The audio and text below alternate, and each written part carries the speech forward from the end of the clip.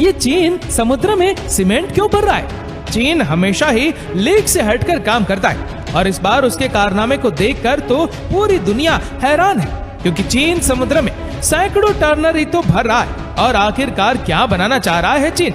इस तरह समुद्र को सीमेंट से भरने के पीछे चीन का क्या मकसद है?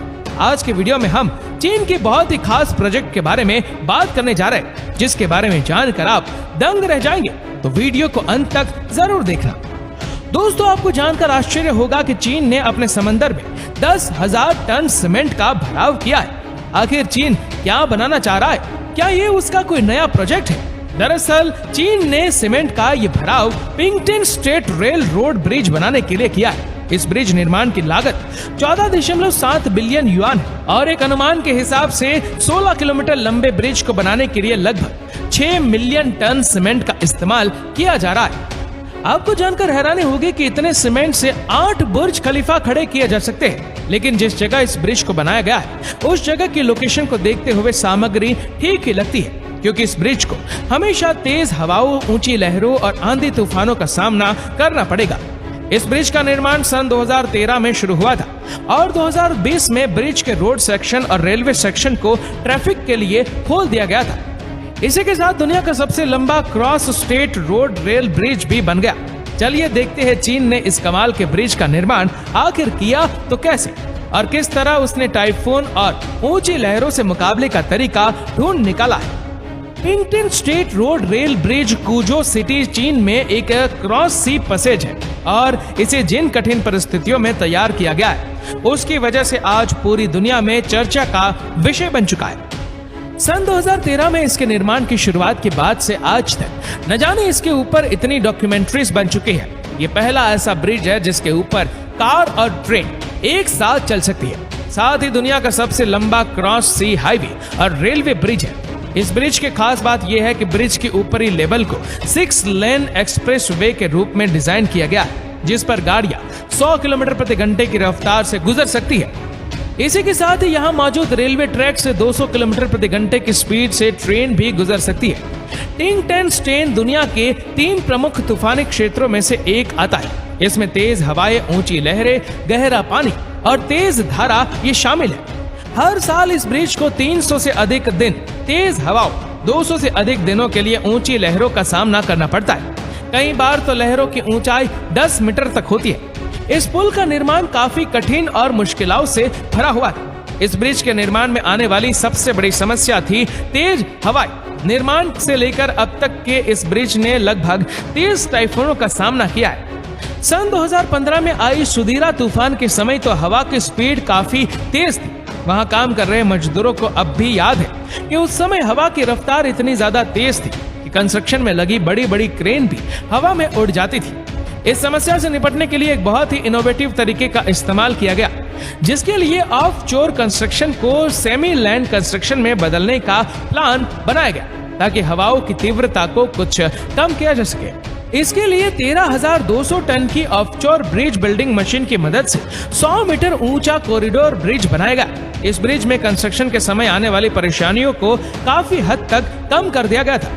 ये तो हम सभी जानते हैं कि किसी भी इंजीनियरिंग प्रोजेक्ट में एडवांस इक्विपमेंट का कितना बड़ा रोल होता है। यहाँ भी ये काम बड़ी बड़ी मशीनों की वजह से आसान हो गया और इस तरह के ब्रिज अपने आप में इनोवेशन और टेक्नोलॉजी का बेजोड़ नमूना है। तेज हवाओं और टाइफूनों के साथ ही ऊंची लहरों की वजह से इस ब्रिज का निर्माण चीन के किसी भी दूसरे ब्रिज से काफी कठिन था। इस कंडीशन में काम करने वाली 400 टन और 1000 टन की क्रेन यहाँ की तेज हवाओं के सामने फेल हो जाती थी, जिस वजह से यहाँ 2000 टन की बड़ी बड़ी क्रेनों का इस्तेमाल करना पड़ता था, ताकि ब्रिज के बड़े बड़े हिस्सों को उनकी सही जगह पर रखा जा सके। इस काम में गलती की गुंजाइश नहीं होती, जरा सी भी चूक भारी पड़ सकती थी। इसीलिए ये काम काफी ध्यान से करना पड़ता है, जिसके लिए एडवांस मशीनों की जरूरत पड़ती है। इस ब्रिज के फाउंडेशन में 4.9 मीटर और 4.4 मीटर की पाइलिंग का इस्तेमाल किया गया। बताया जाता है कि कंस्ट्रक्शन के दौरान जो मुख्य कोफर डैमों को बनाया गया था, वह 2000 टन का सेवन करता था। इसके अलावा इस ब्रिज को बनाने के लिए बहुत ही अलग तरीके की नई क्रेन का इन्वेंशन किया गया था। ऐसी क्रेन जिसकी जो हुक है वह तो 10 मीटर की अधिकतम ऊंचाई तक उठाने की उसमें क्षमता होती है। जिसके अलावा तेज हवाओं और ऊंची लहरों की वजह से पिंकटन फ्रेट ब्रिज की फाउंडेशन को सॉफ्ट मिट्टी से कवर नहीं किया जा सकता था। इसके लिए सॉलिड रॉक यानी कि मजबूती की जरूरत थी।